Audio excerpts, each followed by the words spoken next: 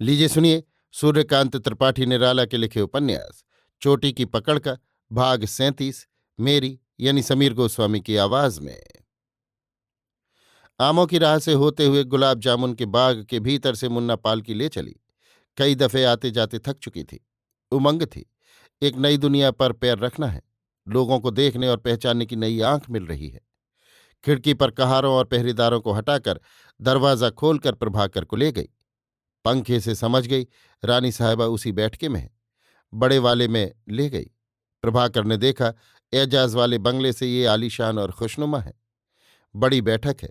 छप्पर खाट बड़ी, मेजें बड़ी, आईने बड़े, फूलदानियां बड़ी, दरवाजे बड़े, झूले बड़ी, सनलाइट की बत्तियां भी बड़ी।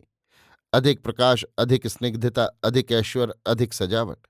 संगमरमर का फर्श, खुला हुआ हिंदूपन के चिन्ह।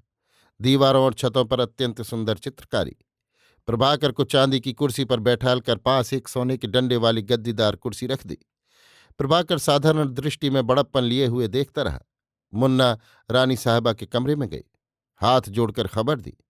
रानी साहिबा ने हार पहना देने के लिए कहा। फिर दूसरी दासी से घंटे भर में भोजन ले आने के लिए कहा। हार पहनाकर मुन्ना ने कहा, रानी जी आ रही हैं। जूतियों की मधुर चटक सुन पड़ी। प्रभाकर ने देखा एक सुश्री सुंदरी आ रही थी। समझकर कि रानी है, उठकर खड़े हो गए। हाथ जोड़े। रानी साहबा ने मिलान नमस्कार किया।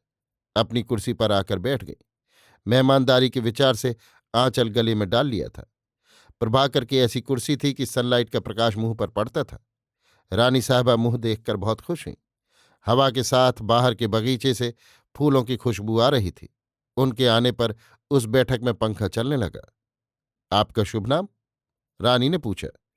जी, मुझको प्रभाकर कहते हैं। आप यहां हैं, हमको न मालूम था। कितने दिनों से हैं? आ, ये आप राजा साहब से। प्रभाकर सहज लाज से झेंपे। आपका इधर राजा साहब के बंगले जाना नहीं हुआ? जा चुका हूं। उसको देखा होगा? जी हाँ। रानी जी को एक धक्का लगा। संभालने लगी। कहा, हम मज गए हैं। उससे भी मिले?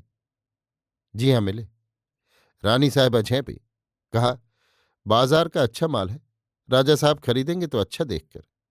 प्रभाकर खामोश रहे, जब्त करते रहे।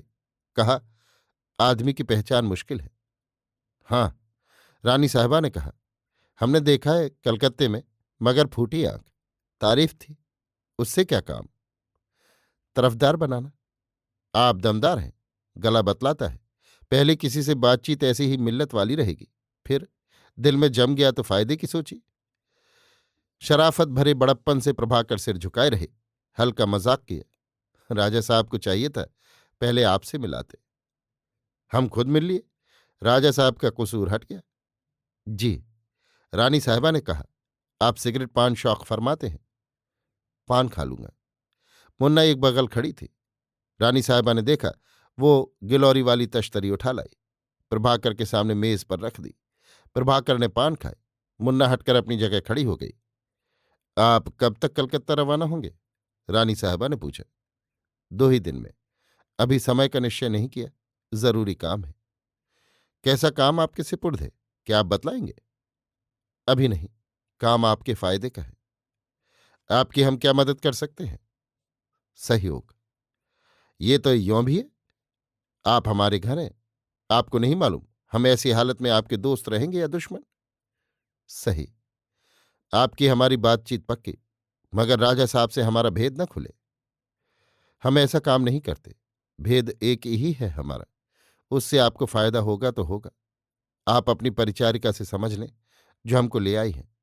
फिर हमारे काम से, जो हर तरह नेक चलनी का है, आप मददगार हों। राजा साहब भी हैं।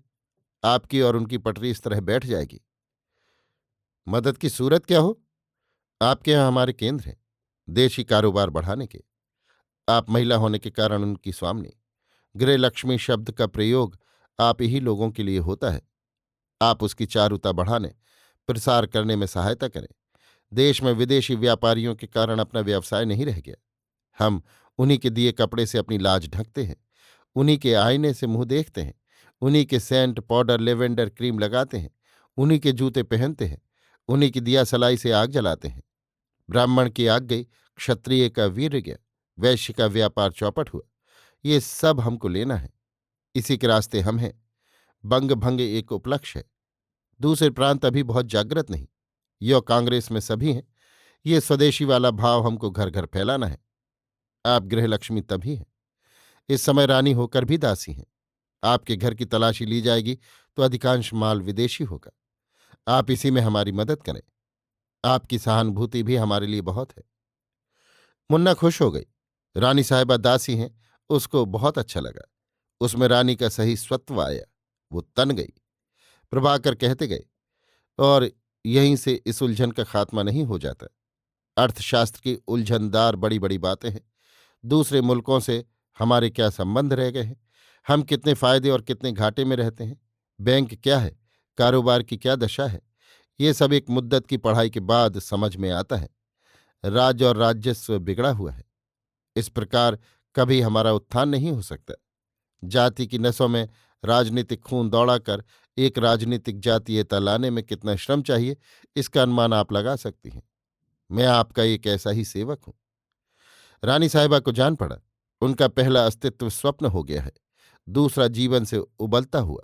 देखा, वे मुन्ना से छोटी पड़ गई हैं, मगर उनको बुरा नहीं लग रहा। हृदय के बंद बंद खुल गए हैं।